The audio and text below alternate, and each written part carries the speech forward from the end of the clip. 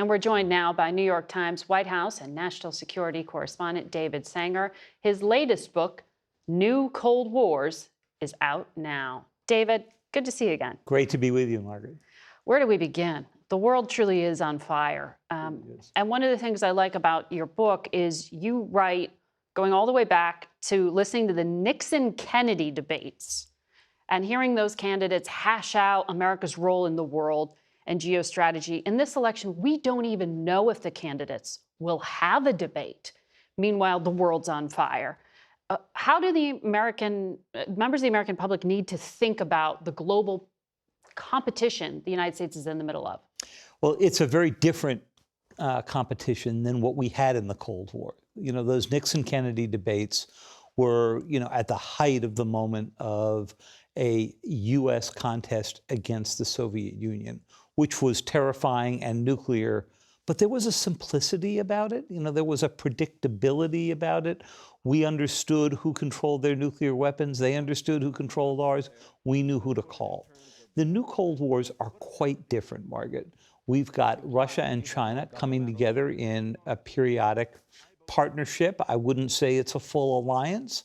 We have other players like Iran and North Korea, as you were discussing with earlier guests, supplying them, becoming sort of what the Iranians call an axis of resistance to the U.S.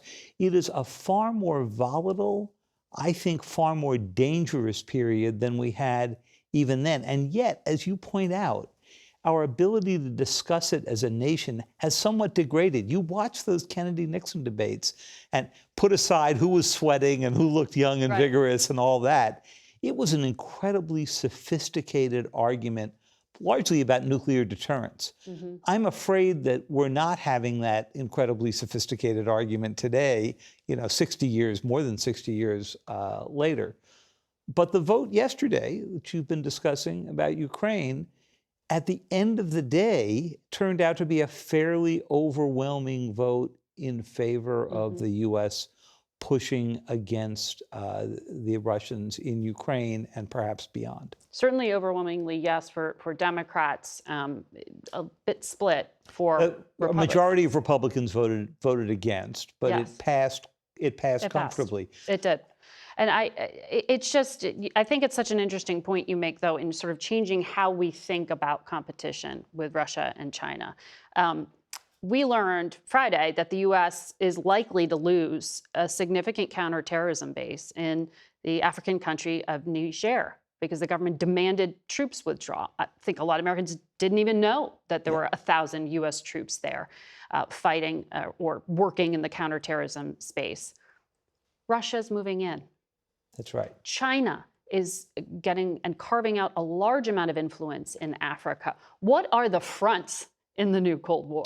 Well, there are a couple of different ones. You point out one in Africa, also an area that China has been wiring up with Huawei equipment and so forth. So we are concerned, rightly so, that the U.S., in not having a competitor straight on to put in 5G equipment, may be losing the opportunity to help bind the continent together. In the book, I take you to the Solomon Islands, a place the U.S. fought for in World War II and scored a big victory, but now has basically moved over into China's camp. There's still some contest underway. But to answer your question more broadly, if you believe that there is something of a new Iron Curtain coming down, a place where you're going to divide the U.S., the NATO nations against China, Russia, Iran, others, it's somewhere in that borderland between Ukraine and Russia. And that's why the bill that went through Congress was so important. I don't know if it's enough to turn the tide. The Ukrainians may have lost so much time and ammunition here that it may be too late. But certainly had it not passed, that was pretty much by the judgment of the CIA director, Bill Burns, and others, going to be the end of the contest. The Russians almost certainly would have surged forward. And China has made clear they have a stake in Russia winning in Ukraine. It is. That's right. And if we had those debates again, and as you say, who knows if we will, I think the most interesting... Or even those interviews. Or even, that's right. Substantial interviews with conversations about national security interest of America. I mean, That's right. And, We should. And you know, President Biden has been reluctant to have, you know, major sit-down interviews, at least with the print organizations. But I think if we did have those interviews, I think one of the big questions is, what is your plan to get in the midst of the Russia-China combination? Yeah. Because the core of what Nixon and Kissinger were doing in the early 70s in recognizing China was to prevent Russia and China from coming together.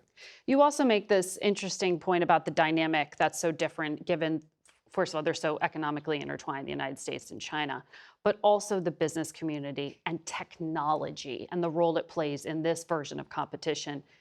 A top U.S. cyber official told you companies, not the U.S. government, have all the insight these days.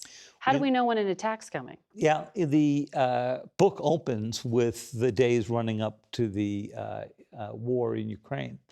And while there were certainly lots of indicators coming from American satellites and signals intelligence and so forth, in the end, one of the key indicators that the Russians were getting ready to roll came from Microsoft, whose engineers were noticing that malware that had been placed by the Russians on Ukrainian government agencies were being activated and sent a notice through their channels that ultimately went to the White House.